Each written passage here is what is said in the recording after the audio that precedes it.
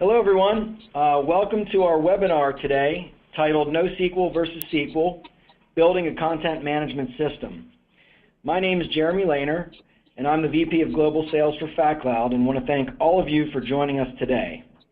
Before we get started, I'd like to cover just a few housekeeping items. If you're using the VoIP on your computer for the audio portion of this presentation and experience any problems, you can simply disconnect and call in the phone number provided, or log out of the system and back in, and should fix your issue. If you have any questions during any portion of today's webinar, please post your question in the box on your screen, and we're going to do our best to answer those in the order they're received. If we're unable to answer all of the questions posted, we will make sure to personally follow up after the webinar concludes. Now, let me introduce today's speaker. Brian Langbecker is a solutions architect with over 15 years of professional IT-related experience, including software development, project management, professional services, and consulting. He has developed software that is being used by Fortune 500 companies and has led project teams in a number of large enterprises. Prior to joining FatCloud, Brian spent time at Sun Microsystems, OpenText, and Infosys. So without further ado, let me hand it over to Brian. Hi everyone, this is Brian, and I'm going to be the one walking you through the presentation as well as showing you the demo of our CMS that we built. I did want to mention as we kind of start this process, this whole webinar really is about NoSQL versus SQL, and we just simply picked a content management system as the use case. And the reason we did that is we really wanted to be fair to both the technologies and not pick one that adversely favored NoSQL or adversely favored SQL itself. So we really wanted to kind of make it a little bit fair to each as we did this comparison that we asked an outside company to do for us. Now, our agenda, we're going to go through, what were our goals? What did we want to achieve out of this? We're going to cover, what is NoSQL? What is FatDB? We're going to cover the architecture of the CMS, and we're really trying to focus on architecture from the point of view of how FatDB is used. We're going to demo it a little bit. We're going to kind of walk through the kind of end product. Again, we're going to try to really focus not on the UI, not on the CMS, what it does, but just how the thing kind of worked. I'm going to show you the architecture on the SQL side that was done, and we're going to just do a comparison, in the end results as to time, effort, maintainability, and those different questions that came out of it. So what did we really want to achieve? We were just trying to do basically an apples to apples comparison using a use case that was fair to each of the technologies and see what the results were. We had anticipated that our solution, a NoSQL solution, would be faster, but we wanted to see how much faster the development time was and how much easier it was to do the development, and we wanted to see what the architecture came out with. Now, the team that we gave this to, we basically gave the same spec. It was the same team who built both of them, and we limited our interaction pretty much to those teams to let them go off. They could design it however they felt fit. They just had to meet the set of requirements that were before them.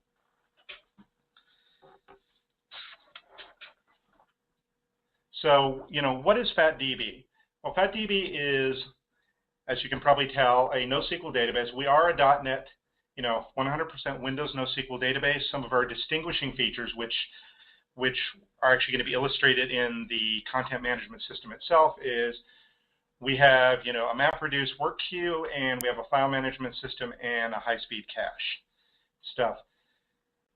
Like most NoSQL databases, we are fairly focused on being highly scalable and accelerating, application development, and we both run on-premise, in the cloud, in Azure, and Amazon EC2.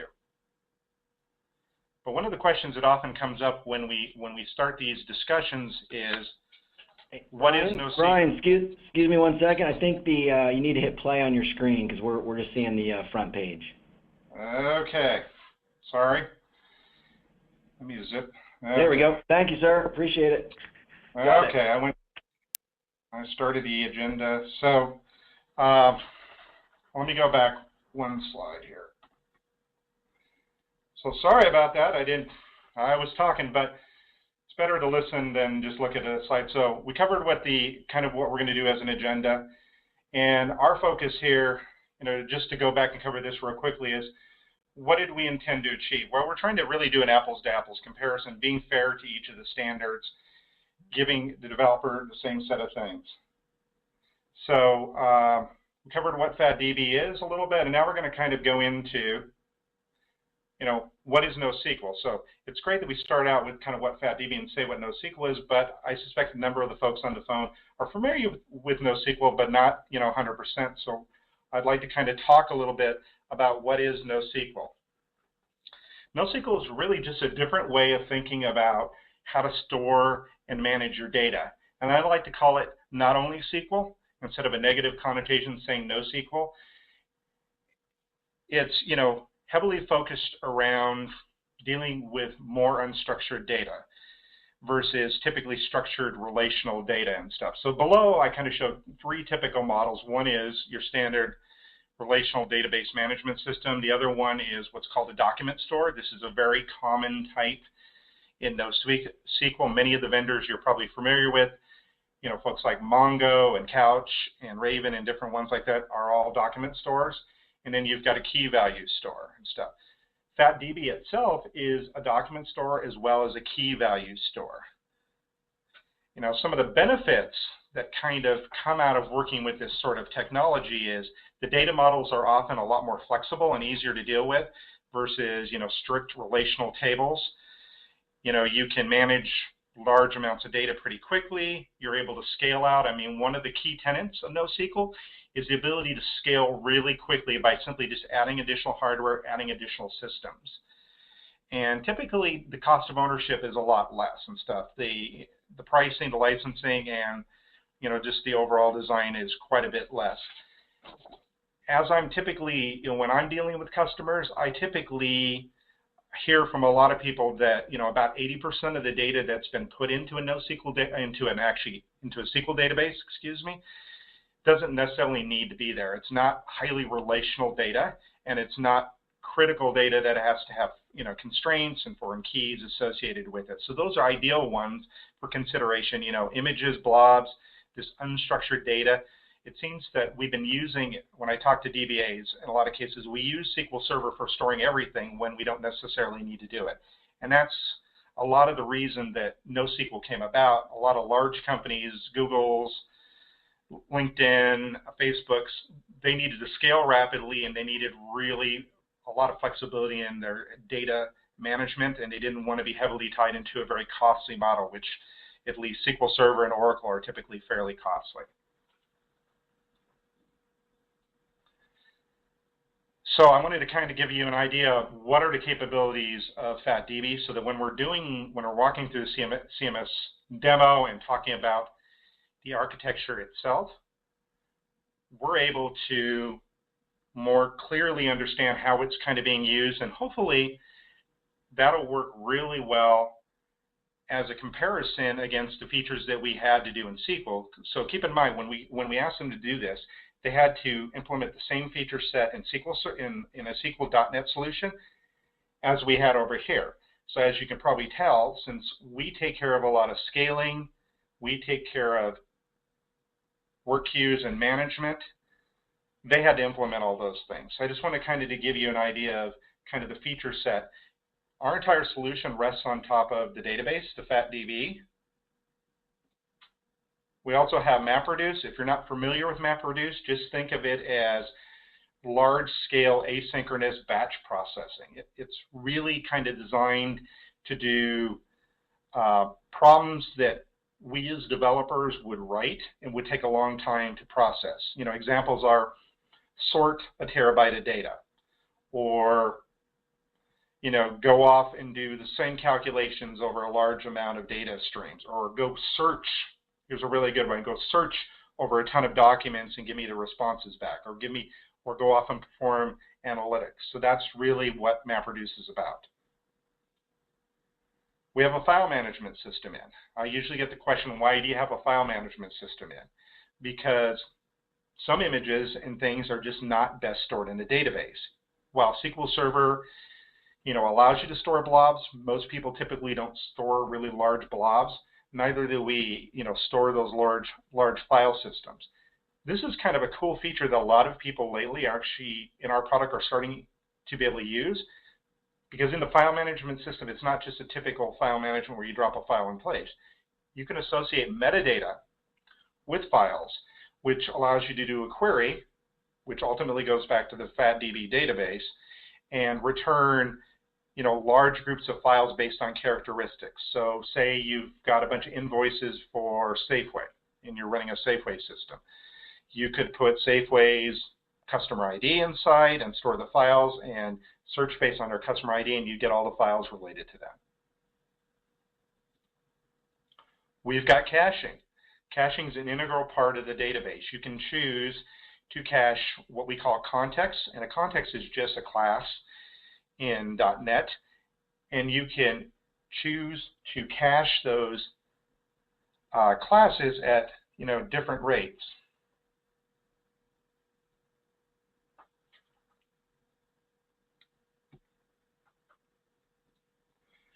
We also have apps and stuff. So think of FatDB as, if you really want to get down to it at a very technical level, it's really nothing more than an app on top of our framework. But it's a very sophisticated app.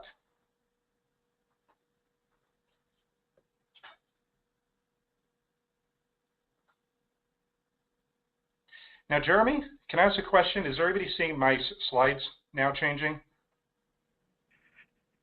We're at the FatDB capability slide. Okay. I can never tell. I apologize, everyone, and stuff. It's kind of hard to monitor a situation and change slides and stuff. I just want to make sure everything's working. Okay. So, and going back to apps and stuff, think of apps as a synchronous app. So you make a request to do something and you get a response back. If you're talking about MapReduce on our thing, that's all happening asynchronously. So you give it a series of information, series of jobs.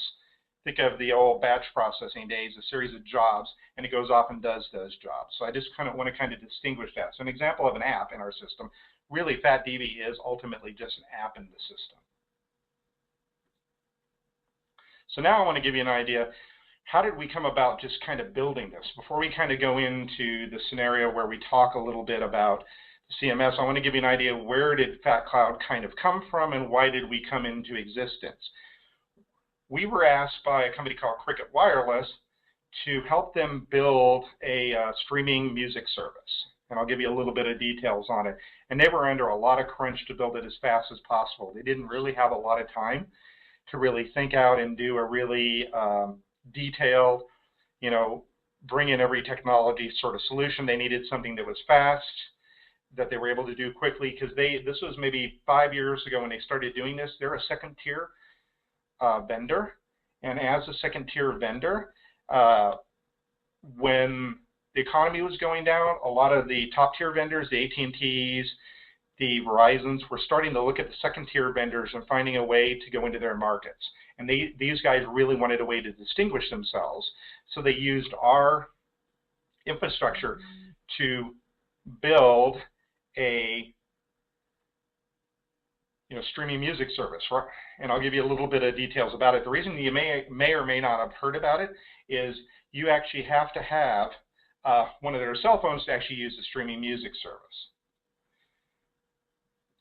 And and one of the reasons they kind of came to us, they had no idea how many users would be on this service. I mean, that was one of their requirements. Had to scale quickly and had to not, the code base didn't need to change to scale. And they started from a relatively modest amount of systems, maybe a handful of them, like 40 servers and stuff. Now they have 250 servers split over 2 data centers. They have, this number is a little low, but this is the published number. They have really about 1.5 million users. They kind of fight between them and Spotify as the top streaming service in the United States right now, and are actually merging into other marketplaces. The reason I kind of mentioned this, our stuff is well suited towards these really big solutions, but it can be well suited to a very simple solution. I mean, I won't show you here, but we run a site called Hello Music, and it's a very simple 3 or 4 server node solution for doing e-commerce. So, but the reason folks build on us is the ability to develop quickly, flexible data model, and to scale out rapidly. Okay, now I want to get into a little bit about the CMS architecture here a little bit, and this will help you kind of understand the system here. And I've actually got an architectural diagram for the SQL one as well. So, and this will actually make a lot of sense once we actually see the demo here. So this is sort of a hybrid activity diagram of kind of showing the key characteristics and requirements of the system that we needed to have in place and how they kind of interact back into FatDB and the FatCloud. So we need to be able to log in, we need to be able to create content, which involves creating it, deleting it, maybe making some changes to the content. We need to be able to search for content. We have a concept of publishing and unpublishing content, and that's just simply making it available at a different level. And we had to be able to actually manage users. So as a developer here, one of the first questions here is, how do I go about, how do I use FatDB? Well, it's as simple. The simplest level is just adding some .NET APIs into your Visual Studio class and going from there. And this, this solution uses pretty much all the features of FatDB, but you don't necessarily need to. It can be, it can be as simple as the .NET DLL, you draw a line from that kind of FatCloud client API directly into FatDB, and you skip everything in between. Or it can be kind of like this one where, we have the API calls into WCF web services, which hand in data and get data back, and they call into a custom Fat CMS service. So if you go back to that one screen where I had the MapReduce and the file management system, Fat CMS is an app itself. And he's an app that basically brokers the data between FatDB, the management system, and the work queue.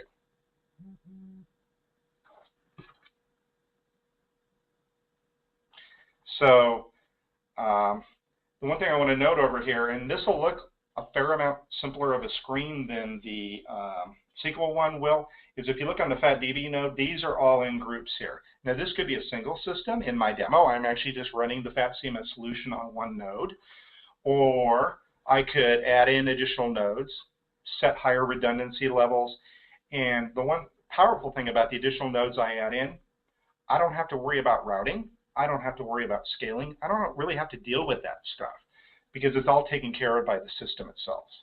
I just choose what strategies in my CMS, whether I want to have parallel, whether I want to have parallel tasks going on, sequential tasks going on, quorum-based tasks in terms of database reads and writes. I just choose that. After that, everything is taken care of for you. I also don't have to really create a sophisticated work queue setup because all of that's really kind of taken care of for you as well. It's all kind of in there and stuff. And I also get a lot of questions, which is, how hard is it to kind of learn this stuff?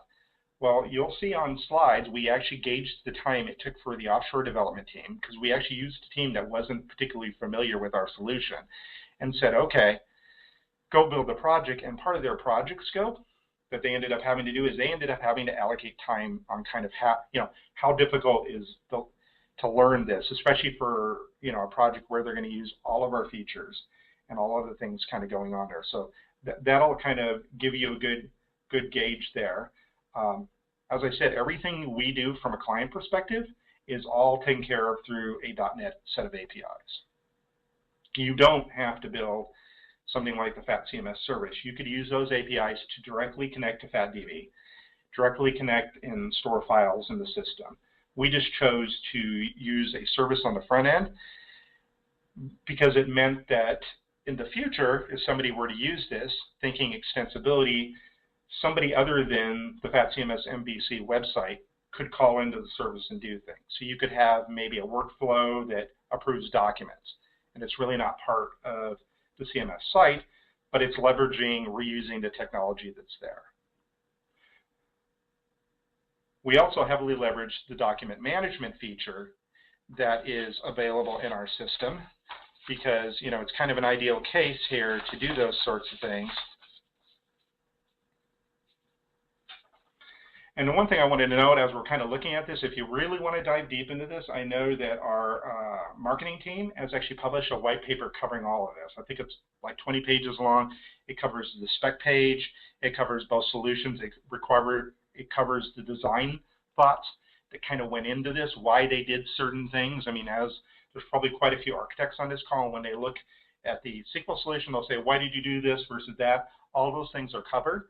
But in our Q&A session, I'm also going to do my best to kind of walk through as much of the decision-making process, especially on the FatCMS side. You know, on the other side, you know, it's good to see how, you know, what they had to do to handle things like routing, because we already have service-based routing in place. You don't have to deal with it. You don't have to create it. They had to create those things. They had to decide what level of redundancy to use and set up, you know, SQL servers for doing that level of redundancy. All those things are kind of taken care of. Now this may be a good time if there has been any questions kind of populated through the system here, to see if there's any questions. Otherwise, I'm going to kind of jump right into the demo itself. Doesn't look like there's any questions, so I'm going to jump into the demo. I'm actually going to begin by demoing kind of FatCMS. Here, I want you to just think, don't look at it in the UI. The UI is actually pretty good looking, you know, but it's not the fanciest UI in the world. I really want you to think from a functionality point of view as I do certain things, kind of how they're interacting with the system. Then I'm going to just kind of show you real quickly our administrator utility. And the only reason I want to show it to you is I want to show you where you see the FatCMS in the system, where you see the you know, work queue things that are going on. I just want to kind of give you a feel for those sorts of things.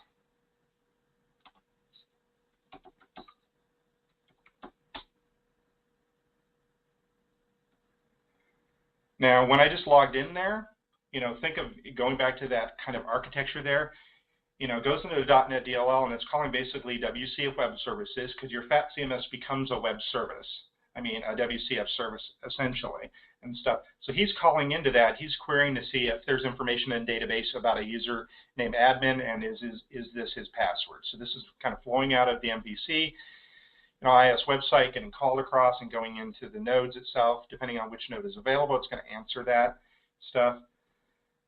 You know, if I choose to go in and create some content here, and, you know, I can upload, you know, I have a certain, now don't really worry about this, but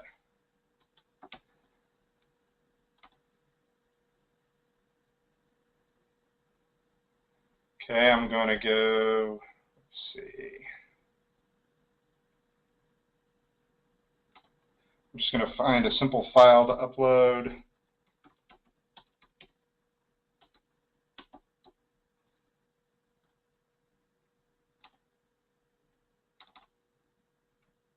Real quickly, I'll pick this file. And this is, like I said, I just want to show you kind of what's going on. So at this point in time, when I upload this one here, the reason I want to show you it's slightly different. He's uploaded. He's also, so he wrote information to the database using the FatDB, but he also sent a file to the file management system. So I just wanted to kind of show you that, just to go back to that architecture screen and kind of give you an idea of sort of what's going on behind the scenes. That's really what's going on. He's writing information to the database. He's also writing to the file system. Now, if you were kind of gauging into how the file system works, I could attach metadata to each file. So in some cases, you know, if I architected this differently, I may not necessarily need to write data to the database. I could use my metadata across there, but because I'm using a system involving users and a few additional things, you know, I have tables tracking the files that are uploaded, and I attach the metadata really into the FatDB itself versus using the file system. Now, the one thing to keep in mind about this thing that I'm kind of showing you here, it's available on our website. You can download it. You can start using it at any time. If you're interested in walking through it to learn about FatDB, please give me a ring. You know, download it, give me a ring, talk to Jeremy. It's not a problem in the world of sitting down and having me walk you through it and showing you how the system works. We have plenty of other examples, but this is a more robust example.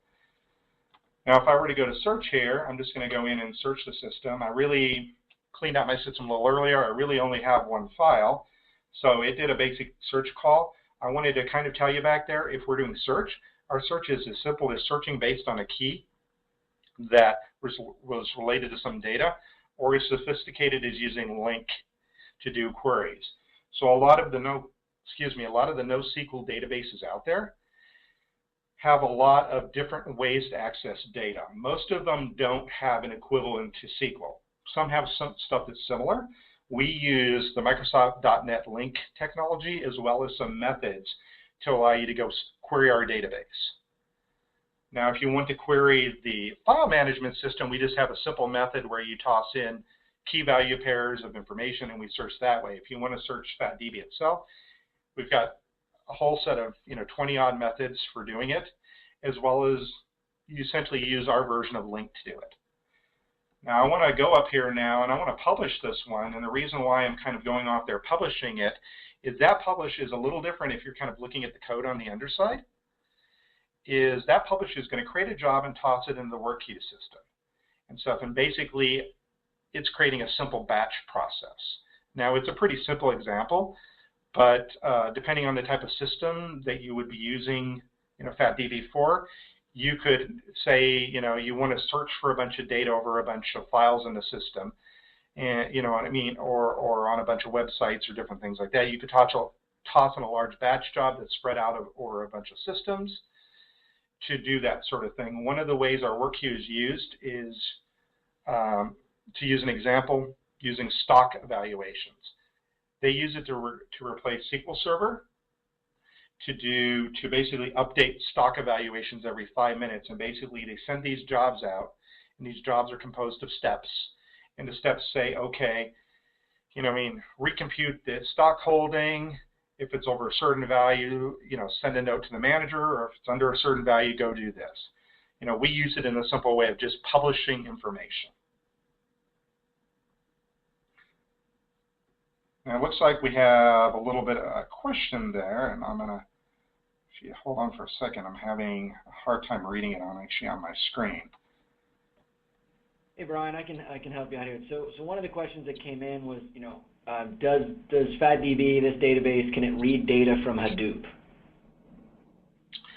Can it read data from Hadoop? You could write, it's a really great question, actually, and I'm going to do my best to answer it, but I may have to follow up and answer it in a lot more detail after the call. We could create, because this whole system is based on .NET, anything that .NET can do, we can do. So if this information is stored in Hadoop in a system where we can call like a web service, a RESTful web service, or anything like that, we could read the information out of a Hadoop store. Hopefully that kind of covered it. Do we have a connector that directly reads out of Hadoop? Not at this time. But everything is based on .NET. So to go in, we could write, so to go back to kind of that architecture page, I'll kind of bounce back to that for a few seconds here. And let's see. Okay, we'll kind of go back to this one here. When we're talking about this side over here, this service is a .NET service. So we could create, and I wouldn't think it would be that complicated, a .NET service that's plugged into our architecture that goes and reads stuff out of Hadoop, as an example. Or, this is also a spot where, say you get a solution like this and you say, well, this is great, but I really need to use SQL Server for certain things, maybe legal compliance issues, I have to have a SQL Server. You could create a node here that basically calls into SQL Server. Or you can do it on your client side here. You could just have your Hadoop or your SQL Server code, call it into here and transfer that information, and basically use whatever information you need from Hadoop, from SQL Server, from whatever, and push it into the FatCloud node. Jeremy, are there any other questions? Yeah. The next question is around scaling DB storage. So how easy is it to scale the storage capacity using sharding? So let's say that I want to be able to scale to terabytes of data. Is that possible, and how easy is it to back up and restore the data? Okay, that's a great question. Scaling is actually really easy. So if we were to kind of look back at this this one at kind of this point in time here. And I'm going to answer a few questions here, and then I'm going to save a few towards the end, but I think this really helps explain the system a little bit before we just go off and look at the SQL solution. You know, this is a node here, this is a node here, and this is a node here. Okay, kind of looking back here. It's as simple as adding additional node capacity, so that'll scale out your storage requirements. You know, and you pick your level of redundancy. So you could, typically we recommend a level of redundancy of 3 because it's just the perfect combination. If one node goes down for maintenance or whatever, you still have 2 nodes for high availability. And so that's how we handle it. So it can literally scale out to huge amounts of information. You know, terabytes, I mean, I'd have to go look at some of our SQL papers, which I can, we'll keep track of who asked what questions, and I'll kind of correspond with you kind of individually or as a group, and I'll send you some of our SQL scaling papers. So this is designed really to kind of scale out very well. You just simply add an additional node, and in the space of an hour or whatever amount of time, it depends on how much data is in your system, it will redistribute the data here. Because kind of the magic on the underside when you're scaling these nodes out is if I've got, you know, 12 servers with a redundancy factor of 3, then basically 25% of the data is on each of those 4 sets of servers. But keep in mind, everything's active at all times. So if we're looking kind of here, looking at a node, looking at something here, and looking at the different things here, everything's active simultaneously. So if I had to add additional capacity into the system, it'll begin redistributing that data and stuff. Everything's running kind of all at one time. I'll send you kind of a separate little document or some details around backup kind of in typical restore, because we're kind of redundant. We're kind of redundant here. It just will take me a little time to kind of explain typically a backup or restore. But keep in mind, we're running right on top of NTFS here. So there's nothing really, you know, we're not running in our own, when we say we got a file management system, our file management system really runs on top of NTFS. So we're not leveraging anything. Our databases are just, you know, they're files that are sitting out themselves on top of the NTFS system. Jeremy, are there any other good questions, or should I kind of reserve them sort of for the end of the discussion? Yeah, we got a couple more, so why don't we go forward and then we'll pick it up as they come in. Okay. Hopefully that helped everyone a little bit. So what does the CMS-based architecture look like here? Just want to kind of walk you through this, as you can probably tell, because these folks had to build, that was part of the requirements, they had to fulfill the requirements in some way. There's just a few more moving parts here. Now keep in mind, these moving parts are actually in our solution as well, but we take care of them for you. So you don't really have to kind of deal with those solutions at all. We sort of take care of them for you, but keep in mind, we kind of expose just about I think we expose literally every API we use to build our code internally, you can use in one fashion or another. We do have some client APIs that are the ones that make it quite a bit easier, but if you want to get really fancy and do some very highly sophisticated things in the system, we kind of let you do those things. We just kind of ask, if you decide to do this, you know, go off and use a method call that may not be clearly documented or something like that, just give us a call so we can actually show you, make sure that you're using it in a consistent manner, okay? But so I just kind of set that aside. So the big things that are different in this one, so they had to build a front-end UI. It's going to be the same in both systems. You know, they had to have some services and things, but they ended up, and we're going to have these kind of charts out there that kind of go through in a lot of detail, you know, the comparison of the work efforts here. Where they ended up spending a lot more time in, you know, is they had to set up this, you know, mirroring of data, fault tolerance, scaling, all that on the database end using this something called high safety, you know, with this witness mode out there. I'm sure we probably have some DBAs on the phone that go like this. There's better ways to do this. You know, as architects, we can kind of argue the merits of how to do things different ways, but that's one of the areas they ended up spending more time, because if you look, if I were to bring up code, to create code and send code to FatDB is simply a code first model. You write a class, you decorate it with a few attributes, you do an insert call, and that's literally it for inserting data into the database. There's no sort of procedures, there's really none of that. And if you change the class, you know, like a property, add a property, you write it in, we take care of that too. You know what I mean? So they had to abide by more stricter standards, a less flexible model in the database backend here. They also had to build these things called WCF routers, and really they're nothing more than they needed to have the ability to discover the business services, this sort of Fat CMS service. If you think about my previous architecture on the Fat CMS side, they had to find a way to dynamically discover these things. Because in our system, as you add additional nodes in, all these nodes become equal participants. And you don't have to, I mean, at the minute a node is added into a system, if there are other nodes in that system that have a copy of the Fat CMS service, these new nodes get a copy of it automatically, and everybody knows about it. Because in our previous architecture, it's a peer-to-peer architecture, doing a little gossiping and multicasting, and they kind of talk with each other, and they know that there's a new guy in town. They know what group he's part of, you know, what work he needs to be doing, and they make sure he has all the appropriate data, all the appropriate applications. They had to kind of build this so that the web application, their .NET layer, knows about these things. And the last thing they spent a little bit of time on is they had to set up this sort of queuing mechanism. They chose to use MSMQ. That consumed a little bit of time because we wanted to illustrate in this sort of use case, how do you do this asynchronous work queue processing? Now, we could probably argue whether that was even necessary in this solution, but we tried to pick a use case where we knew it could be built in ours, and we knew it could be built in SQL Server, you know, without a huge amount of pain and stuff. So this is kind of the illustration where we kind of did that. You know, the router in the client section is the same router technology they were used in the WQ router. So they did their best to reuse the work they did to kind of develop it in modules that are extensible that they could reuse, so that they were able to save not have to reduplicate efforts in different locations. Now, before we kind of go into, the other thing I want to kind of mention here, there's a couple of takeaways that aren't really clear on this slide here.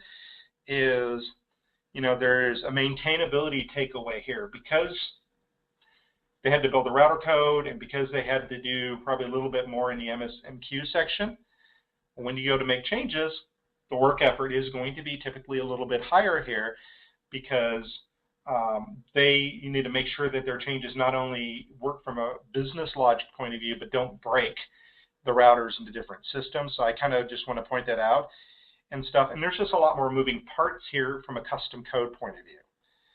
In a lot of the the NoSQL world, you can argue, okay, if I take all this sort of free NoSQL stuff off the shelf and I blend in this technology with that technology, there's a lot of moving parts in that arena as well. And I would agree 100%. Okay, our solution has a lot of those moving parts, kind of taken care of for you. The work queue is already, fully integrated and supported with the DB itself. The file system's integrated, so these are all integrated for you. But we do provide the flexibility of, using the code calls that we're using, calling the WCF services, directly versus using our clients. And we provide that flexibility here. So, just kind of being, as fair to the discussion as possible. NoSQL solutions can have as many moving parts as the SQL solution. But I would say once we look at kind of the comparison of the work effort, you're typically going to, as we kind of go into this, you're going to see the work effort to be significantly less.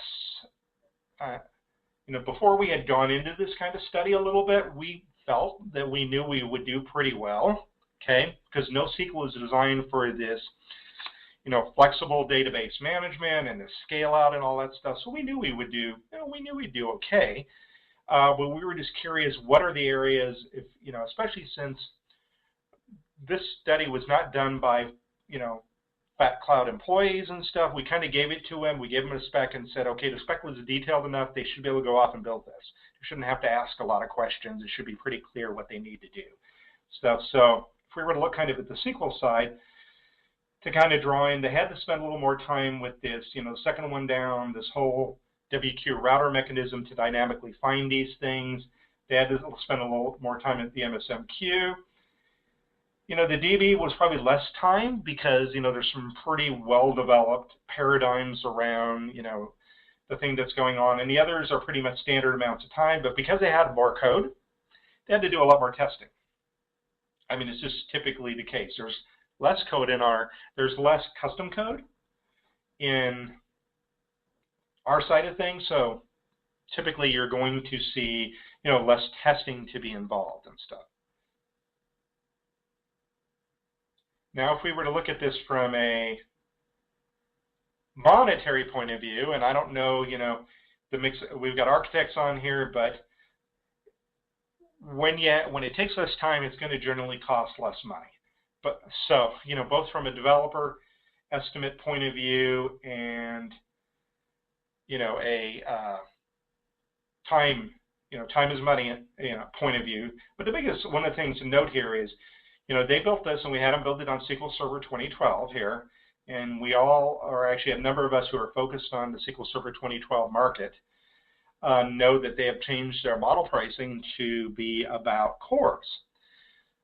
So most of the NoSQL solutions, ourselves included, are going to be much more cost competitive than SQL Server 2012 will be. I mean, it's just, I don't know the pricing on, some of our competitors and stuff, but we're all going to be competitive into this price range. So that's, one area to kind of note. And, in our particular case, we don't have, when we say 4 nodes, these 4 nodes could have 1 CPU in them, 2 CPUs, 6 CPUs in it. At least at the current time, we don't price based on CPUs or nodes. So the price differential could be significant if you begin to scale out. So say you build a solution that's a social media site or a site to help, schools or media or whatever. This one's really nice because we only used 4 machines here. The cost differential will become fairly substantial as you scale out. And one of the things I didn't mention when we were on the NoSQL page, one of the tenets of NoSQL is, why should I have to spend money on a really expensive high-end server? Why can't I buy a good server class 1U system, easily rack mountable, and put it in and buy it off the shelf? Why should I have to spend the money on that and stuff? And in typically the NoSQL world, that's kind of what we're aiming at. If you need additional capacity, you need additional storage, go buy, a 1 or 2 CPU Dell box with a terabyte of storage in it, and you're off and running. Jeremy, are there any questions kind of around this one, or is this stuff, some of this stuff is, in this particular case, it's usually this stuff is pretty obvious, but now we're at the Q&A section anyway, so. Yeah, Brian, we've got a couple questions. One that just came in about basically they've got a a pretty large legacy SQL system in place. How can FatDB kind of work with that? How would that integrate into a system like that? That's a great question. And can it? Oh, it definitely can. In fact, if we were doing a different presentation, I have a slide that actually literally addresses this, this particular scenario itself. So how can it work, especially when you got a legacy system? So one of the things to look on your legacy system is, especially when you get a legacy system, is take a look at the kind of information that's in your legacy system. Let's make this really easy. Say your legacy system is an invoice processing system. And the invoices are pretty small. Maybe they're 1 page, so they're all stored in the database. Well, what you can do is, the developers and everyone says, hey, we've got tons of investment in this thing. We can't afford to really rewrite this and go to NoSQL. I get that really quite a bit. The wonderful part about that particular solution is you don't have to, because we play really nicely. We're a Windows solution, especially if this is SQL Server or even Oracle and stuff. What you do is you write an ETL, an extract transaction load, and you take out some of the burdensome data in the SQL Server and put it into FatDB. But you leave all the metadata maybe over in SQL Server. Maybe there's 20, 30, 40 tables over there, and it's just going to be too burdensome at this point in time to do and stuff. And what you do is you write a piece of logic, maybe a web service or one of those fat CMS services that you call into. And what he does is he'll not only be able to get the stuff that's sitting in FatDB, he'll serve, and I didn't really even cover this a lot, he'll serve as a cache on top of SQL Server. So you'll take those 20, 30 tables, and maybe there's 5 tables that need to perform better. We'll cache them all. And if it's in memory, we find them in our cache, we'll never make a call back to SQL Server, especially if we're doing a read call. If we're doing a write call, we'll check it and we'll write back to SQL Server. So it's an ideal solution for this sort of removing the burdensome data that's sitting out kind of in there.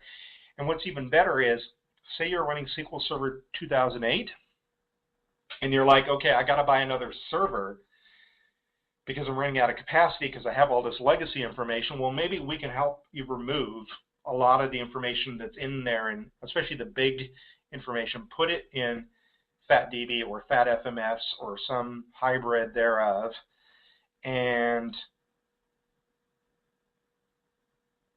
make your 2008 server run more quickly, remove data out of it, that's causing disk storage issues, and maybe you can lower, you don't have to upgrade anytime soon. You can just sit there and use 2008 and use this hybrid solution going forward, and you don't have to go to 2012 till some point in the future.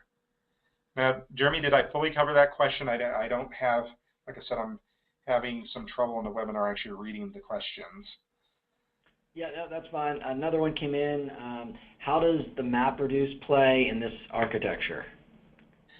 That's a great one. Right now, the way we're doing it, and we are actually going through some pretty cool changes and stuff. So if we were to look at a MapReduce job like a Hadoop job and look at a job on our side, they would look functionally different.